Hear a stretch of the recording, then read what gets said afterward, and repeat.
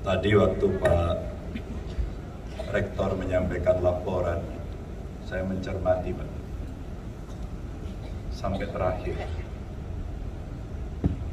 Yang pertama prestasi mahasiswa UNAS yang tadi mendapatkan banyak medali, dan yang kedua adalah wisudawan terbaik.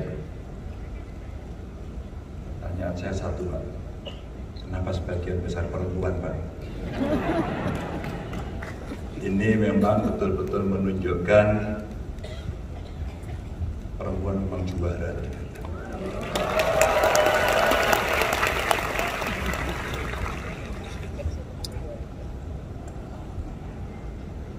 Assalamualaikum warahmatullahi wabarakatuh. Selamat pagi, salam sejahtera untuk kita semua. Om Swastiastu, Namo Buddhaya, Rahayu. Kemarin sebelum saya berangkat, tiba-tiba saya dikabari bahwa salah satu dosen terbaik di UNAS lebih dahulu mendahului kita. Saya agak tidak percaya awalnya. Lalu sampai dengan tadi malam saya harus berkomunikasi dengan kawan-kawan di UNAS. Dan ternyata beliau adalah Profesor Dr. Kausar, guru saya, sahabat saya, pernah menjadi mitra saya. Dan tentu saya turut berdoa Pak, Bapak-Ibu sekalian, semoga Prof. Kausar seluruh amal ibadahnya diterima Allah SWT, diampuni segala dosa-dosanya. Dan tentu kita sebagai murid, sebagai sahabat selalu mendoakan untuk beliau. Bapak Ibu yang sangat saya hormati, Pak Rektor beserta seluruh keluarga besar UNAS, para wisudawan yang sangat berbahagia pasti hari ini. Dan saya lihat orang tua, keluarga yang hari ini pasti sangat menunggu suasana pada hari ini. Yang bangga melihat keluarganya, anaknya, istrinya, suaminya lulus dari UNAS. Dan tentu saja saya yakin pasti tadi jam 4 dini hari sudah dandan.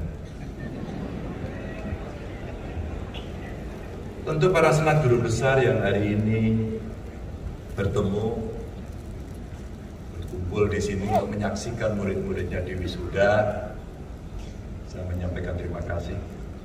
Diberikan kesempatan juga di mimbar yang terhormat ini. Tapi izinkan tidak ada maksud yang lain. Izinkan betul-betul. Murid itu kalau lupa sama gurunya, walat, dosa. Saya ingin menyapa Prof. Mas Wadi Rauf, guru saya. Beliau agak galak waktu ngajar. Nilainya juga pelit. Kalau ngasih tugas Masya Allah, banyaknya minta ampun. Semoga nasib Anda sama dengan saya. Saya pikir dulu beliau itu sedang menyiksa saya. Tapi ternyata beliau sedang menguji saya, menyiapkan diri saya, sehingga saya bisa seperti ini. Terima kasih Prof. Dan seluruh tamu undangan yang hadir, untuk Kepala Layanan terima kasih sudah memberikan briefing. Silahkan kalau mau makan ke Belanda tadi. Terima kasih. Dan hadir para terhormat, para hakim agung hari ini, dan seluruh Bapak Ibu yang sangat saya muliakan. Awalnya saya agak deg-degan karena waktu itu pembicaraannya apakah ini orasi ilmiah atau pembekalan. Alhamdulillah, ternyata pembekalan. Karena kalau orasi ilmiah, wong saya itu waktu kuliah itu tidak terlalu ilmiah. Jadi hari ini izinkan saya menyampaikan beberapa dongeng, beberapa cerita, dan beberapa peristiwa yang mudah-mudahan menginspirasi. Bapak Ibu hadirin sekalian, mengawali pembekalan wisuda pada siang hari ini, saya ingin bercerita sedikit tentang pertunjukan saat gala dinner G20 kemarin yang ada di Bali. Menarik ya?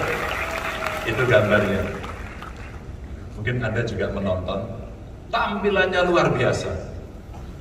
Seluruh presiden dari negara-negara kaya itu semua sangat menghormati kepemimpinan Indonesia dalam presidensi G20. Kita bukan IO, sorry ya. Kita bukan koordinator. Kita presidensi G20 yang memimpin itu, menyiapkan agenda dan akhirnya mendorong agar keputusan-keputusan itu bisa diambil. Tidak gampang. Tidak gampang. Semua disiapkan dengan sangat baik dan semua berpartisipasi dengan sangat jujur.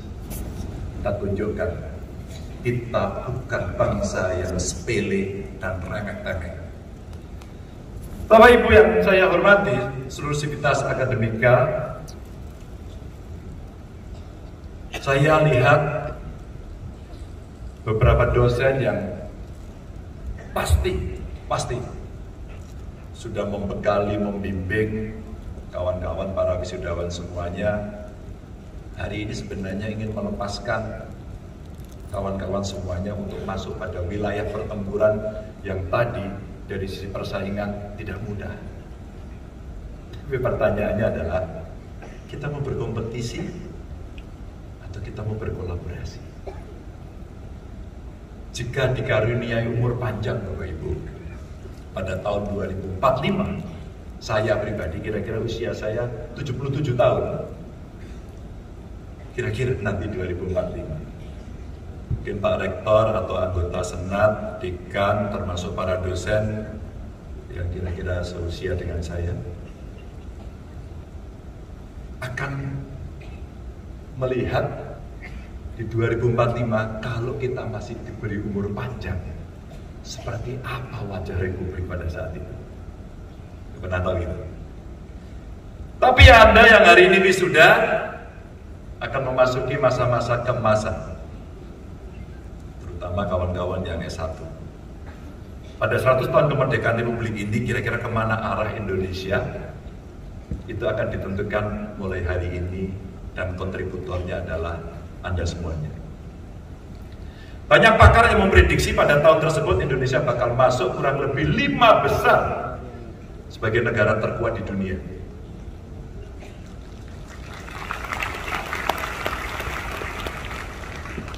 Tidak cukup tepuk tangan karena nggak ada sepeda di sini.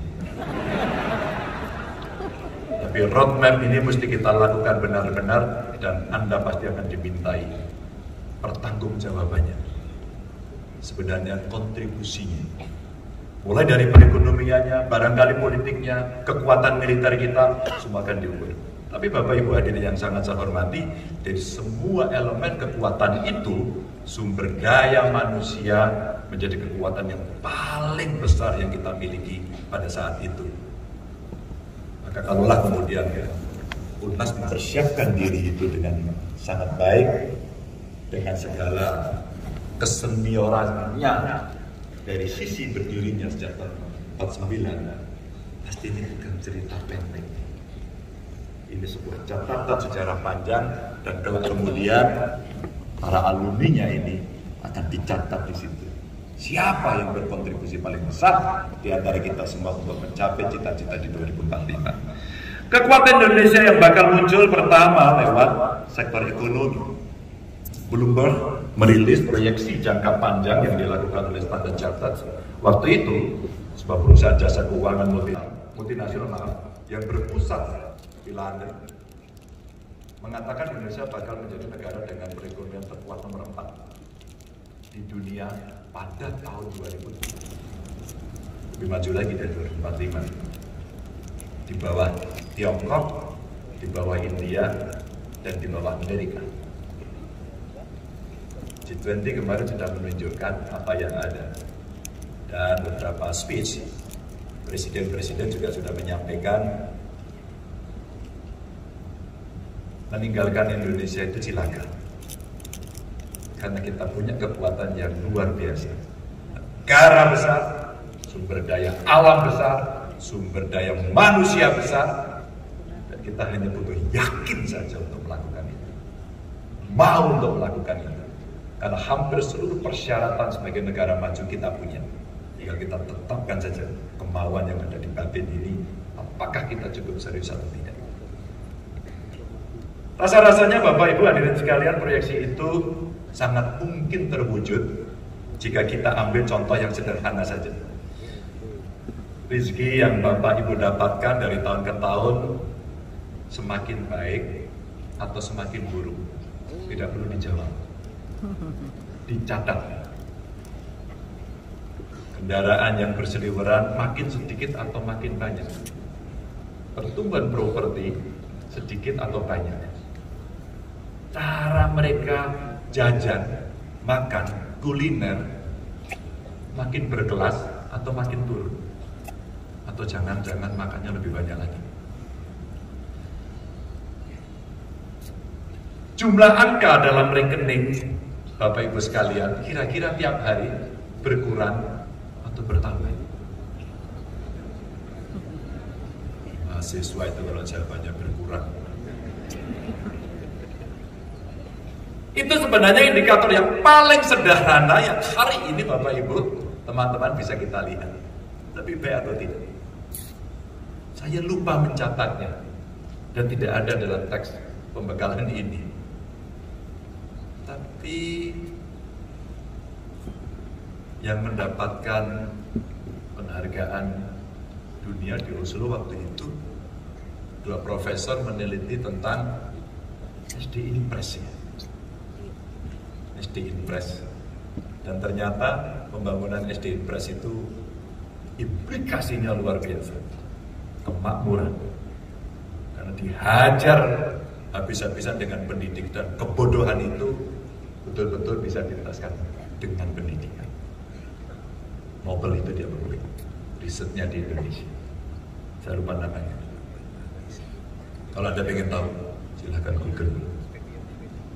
Dalam skala yang lebih besar kita bisa melihat perkembangan perekonomian Indonesia 5 tahun terakhir. Dan indikator investasi yang masuk ke negara kita terjadi peningkatan yang luar biasa. Bersainglah, kayak kami ini orang kampung juga bersaing. Bagaimana menyiapkan daerah untuk membuka lapangan kerja dan kemudian mengundang para investor, baik dalam negeri, luar negeri, ataupun berkolaborasi di antara mereka. Artinya apa? Kepercayaan masyarakat dunia kepada Indonesia makin hari makin meningkat. Bahkan di tengah pandemi kemarin, kami punya kawasan industri Batang Industrial Park yang ada di Jawa Tengah, dan kita dedikasikan saat itu, kita hitung betul saat itu untuk melawan Vietnam. Di Vietnam Bapak Ibu, urusan tanahnya gratis, investasi masuk dengan sangat gampang, fasilitas kemudahan diberikan. Tiongkok pernah melakukan hal-hal semacam ini, dan kita sekarang melakukan itu. LG sudah masuk, Wavin kemarin masuk, KCC itu pabrik kaca terbesar yang produknya semua akan kita ekspor lagi, masuk semuanya. Nestle masuk, besar-besar.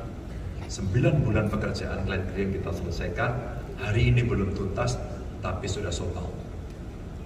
Apa yang bisa ceritakan sekarang? Kalau itu betul-betul bisa terjadi, maka yang dibutuhkan adalah SDM-nya kita sendiri atau kita ambil dari negara lain. Itu saja. Maka banyak di medsos kalau saya membaca usir tenaga kerja asing, setuju saya. Tapi kita isi sendiri. Kalau tidak, kita hanya menjadi penonton. Dan makin hari teknologi makin tinggi, maka tantangan kita untuk mengejar ketertinggalan pun tidak boleh lambat. Waktu beberapa hari terakhir, banyak tamu duta besar asing main ke rumah, ke kantor saya. Dan rata-rata mereka mencoba untuk berkomunikasi karena harus merespon situasi global yang sangat tidak enak. Energi lah, pangan lah, dunia digital lah, dan tentu saja soal perang. Prof Yudi berapa tahun dia sudah besar di Ukraine? 4,5 tahun duta besar kita di Ukraine, Excellency Yudi Krishnandi. Beliau sangat paham apa yang terjadi di sana, pasti. Saya berteman cukup lama dengan beliau. Dan apakah itu hanya persoalan dua negara? Tidak. NATO ada di sana, dan kemudian Rusia punya kekuatan, dan kemudian berkelailah tidak pernah selesai. Ketika Eropa, Amerika sekarang musim dingin, betapa energi dan gas dibutuhkan, harganya melambung tinggi. Kita dulu eksportir minyak, hari ini kita importir minyak. Tapi apa kita masih mau pakai minyak? Tentu tidak. Kita mesti menyiapkan transisi energi ini dengan baik. Lagi-lagi PR itu mesti ada. Dan menurut saya, perguruan tinggi mesti mendapatkan penugasan.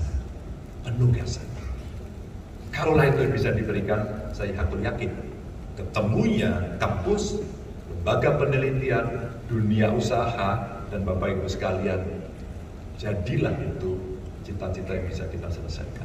Dalam skala yang lebih besar, Bapak Ibu, kita bisa melihat perkembangan kita yang 5 tahun terakhir itu, dan kepercayaan yang meningkat terus-menerus itu yang mesti kita rawat hari ini.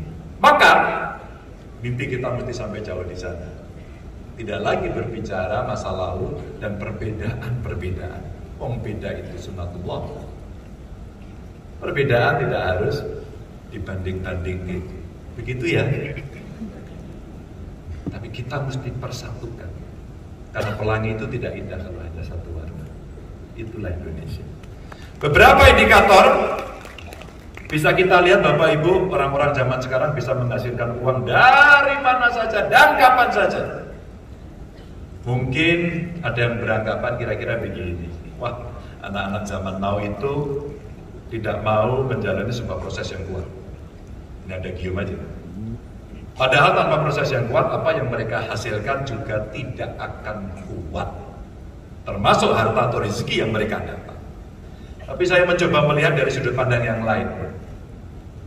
Bapak Ibu, proses yang mereka jalani itu berbeda dengan proses senior-senior orang tua pada masa lalu. Apalagi dengan hadirnya internet, dunia digital. Kalau kita melihat dari sana, wah, semua jadi serba cepat. Termasuk bagaimana uang itu didapat. Memang benar jika ada yang bilang, nganggur dia, gak kerja dia. Tapi jika diseriusi, nganggur itu bisa jadi duit. Saya kasih contoh nanti. Saya ambil contoh, tentu pengalaman saya di Jawa Tengah. Ini adalah persentase pengguna internet di kampung halaman saya.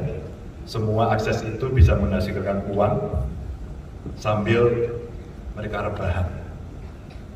Ternyata apa yang dia lakukan? Dia jualan online. Ada sambil nongkrong, ternyata dia sedang main trading. Lagi ngobrol, ternyata dia sambil bikin konten. Sambil ngopi, ternyata dia mabar. Dan itu semua menghasilkan uang. Dan coba Bapak Ibu yang hadir di atas, mungkin anak-anak Anda juga sudah melakukan itu di rumah. Itulah dunia hari ini. Salah satu contoh saya ambil umpama seseorang bernama Alif. Anda tahu Alif nggak? Ada yang tahu angkat tangan? Oh, ada yang tahu, lumayan, satu. Ini kisah nyata yang viral baru-baru ini dan menjadi tren anak muda. Saya ceritain. Si Alif ini hanya bermodal satu kalimat. Kamu nanya,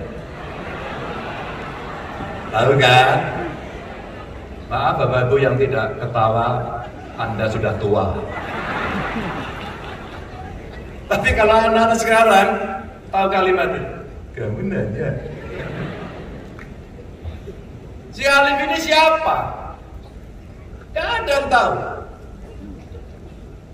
Dengan intonasi personifikasi gaya Dilan KW, sekarang dia mendapatkan pundi-pundi rupiah dan diundang menjadi narasumber di banyak tempat, termasuk di TV-TV nasional, podcast-podcast entertainment terkemuka yang ada di YouTube. Saya jamin ketika Anda membuka platform media sosial Anda, dia pasti muncul di VYP.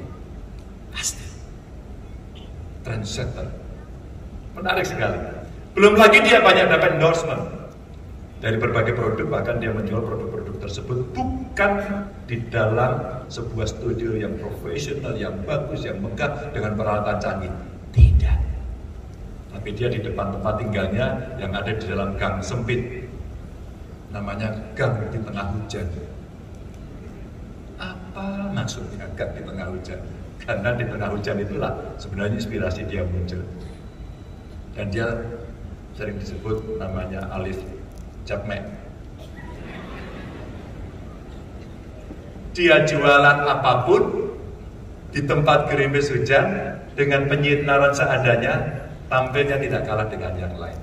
Siapa yang berpikir bahwa itu bisa jadi uang? Entrepreneurship muncul, kreativitas muncul, inovasi muncul, dan itulah soft skill tadi yang disampaikan. Betul ya Bu ya?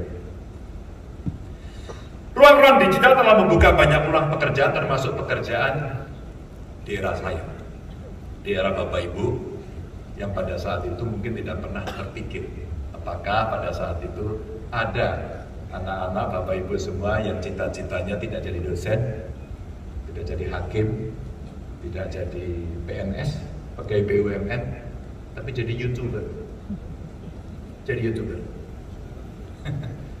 Saya ya gubernur, tapi ya YouTuber juga. Hanya tinggal fungsinya saja kita geser. Edukasikah, informasikah, pendidikan politikah, afirmasikah, atau barangkali gagasan-gagasan yang kita berikan. Ada yang menjadi subscriber saya? Tidak ada. Innalillahi wa inna. Oh, ada. Ada yang menjadi follower di IG saya? Oh, ada. Lumayan kok Pak. Oh, ada yang di atas.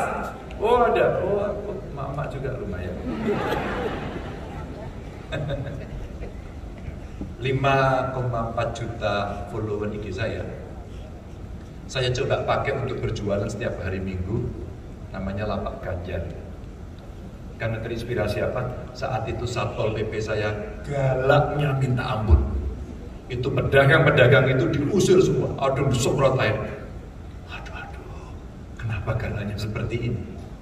Mereka nangis, mereka marah, tidak boleh keluar di tengah pandemi. Duitnya dari mana? Bansosnya ditunggu-tunggu, salah sasaran. Kita dimarahi, kita dicaci maki. Maka dua hal yang menginspirasi saya. Satu, Bapak Ibu jualanlah ke digital. Saya nggak tahu caranya Pak. Sini barang muat. Saya jadi endorser. Ketika kemudian 1-2 orang datang kepada saya, Pak terima kasih Pak, penjualan saya naik 130%. Saya 300% Pak. Sekarang order saya sampai keluar Pak. Terharu saya teruskan sampai hari ini. Itu ekstrakurikuler dulu. Yang kedua, kita punya nilai sosial yang bagus banget Bapak Ibu. Ketika bansos tidak tepat sasaran, yang tidak tepat, ngamuk semuanya. Dan dia menjadi haters untuk siapapun. Dan saat itulah saya blik. Orang tua saya, guru saya, telepon saya, Mas Ganjar, kenapa Anda tidak dorong based on community? Komunitas-komunitas yang kuat. Saat itulah saya membuat job gotong royong. Menjaga tetangga, dan tetangga itu lebih banyak yang membantu daripada yang tidak. Itulah kemudian yang tidak dapat bansos, gak usah ngamuk, gak usah marah, karena Anda akan dibantu dengan kekuatan voluntarism yang muncul pada saat itu. Kenapa saya bisa sekreatif itu? Karena saya diajari oleh Prof. Mas Wadi Rauf. Begitu Prof. Bapak Ibu sekalian, menjadi YouTuber atau mungkin tidak pernah bercita-cita menjadi konten kreator, scriptwriter, selebgram hari ini, trader gamers, sampai masuk ke e-sports yang sekarang bisa tanding secara internasional. Gak kalah anak-anak kita. Banyak sekali pekerjaan baru yang bila orang tua ikut membayangkan saat itu tidak masuk akal, tapi hari ini terjadi. Dan semua hal yang bagi orang tua tidak masuk akal itu bisa dicapai oleh anak-anak kreatif ini. Termasuk bagaimana mengakulturasikan tradisi dengan teknologi seperti saat gala dinner G20 yang ada di Bali kemarin. Itulah dunia anak muda saat ini, mereka bisa melakukan pengembangan yang sangat luar biasa. Merdeka belajarnya pas. Maka kurikulum jangan kaku-kaku. Biarkan ekspresi mereka, karena talenta mereka tidak pernah kita ketahui. Akan muncul sesuatu yang menggemparkan. Maka Bapak Ibu hadirin sekalian, percepatan kemajuan zaman yang luar biasa ini tidak bisa kita tolak. Tidak bisa. Sama sekali tidak bisa. Satu-satunya jalan yang harus kita pilih adalah mengikuti arus dan mendukung perkembangan yang ada pada saat ini. Pembekalan harus diberikan, pembekalan intelektualitas, infrastruktur, dan iklim berkoloni. Sekarang ini bukan lagi eranya kompetisi menurut saya, tapi hari ini eranya kolaborasi.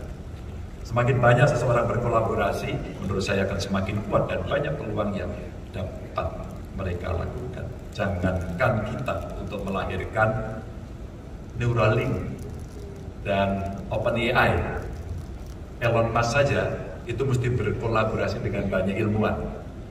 Tapi hari ini saya tidak suka sama dia. Sebagai pemegang akun Twitter, mau dipajaki, saya mau tak tutup aja akun saya. Ya, gara-gara Elon Musk ini. Sebenarnya kan kolaborasi itu prinsip utama yang diwariskan oleh founding fathers kita pada saat itu. Apa itu? Ya gotong royong itu. Gotong royong adalah pembantingan tulang bersama-sama. Gotong royong adalah pemerasan keringat bersama-sama dan perjuangan bantu binantu bersama. Amal semua buat kepentingan semua, keringat semua buat kebahagiaan semua. Orang bilang, lupis kuntul baris. Dan itulah sebenarnya gotong royong sejati yang ada. Tinggal kita transfer ke kiri kanan. Ilmu sudah dapat, kreativitas ada, talentamu ada, go. Bukan hanya antar pemerintah, tapi sebenarnya seluruh tumpah darah yang berdiri di Republik ini. Dan ini mesti mengutamakan spirit gotong royong itu. Dan ketika kesadaran bergotong royong atau kolaborasi saat ini sudah semakin membesar, disitulah sebenarnya tanda-tanda kemajuan Republik ini semakin terpancar. Siapa tahu di hari wisuda ini, karena belum juga dapat kerjaan, ya teman-teman ngumpul, nongkrong ya, sambil tadi itu kadang-kadang, dosenmu dulu nyebelin gak sih gitu ya. Kadang-kadang begitu Bapak Ibu. Enggak kok, ya kadang-kadang tapi mau ngomong gak enak gitu kan. Tapi kan udah lulus gitu, baru mereka sadar, iya yang nyebelin dulu ternyata membuat kita sekarang sukses. Gitu kan.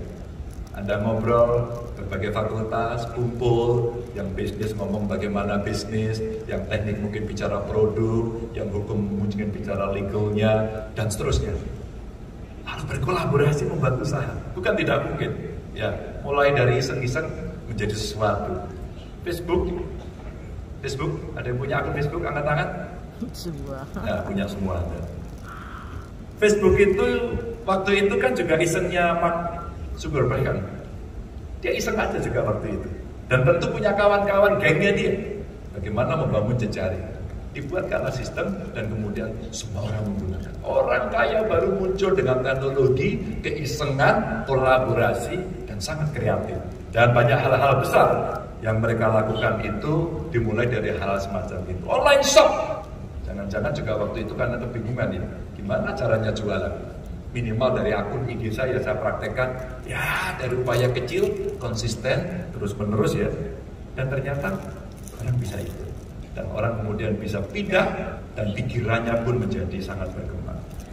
Inilah sebenarnya gambaran beberapa potensi yang ada, dan kita menghadapi 100 tahun kemerdekaan kita tidak akan meninggalkan bagian-bagian yang terkecil dalam hidup ini. Tidak akan menafikan ide-ide kecil ya, demi terciptanya kemakmuran negara kita.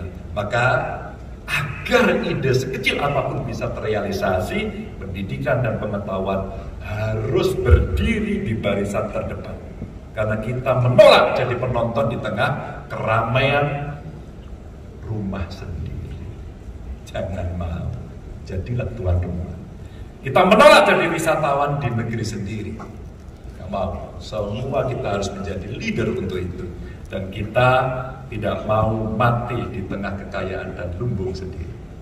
Sorry ya, kita mesti mandiri pada soal itu. Wisuda bukan akhir pendidikan. Wisuda bukan ruang akhir untuk belajar. Tetaplah mencari ilmu, tetaplah berguru, dan jangan pernah lupa minta restu orang tua yang ada di sini.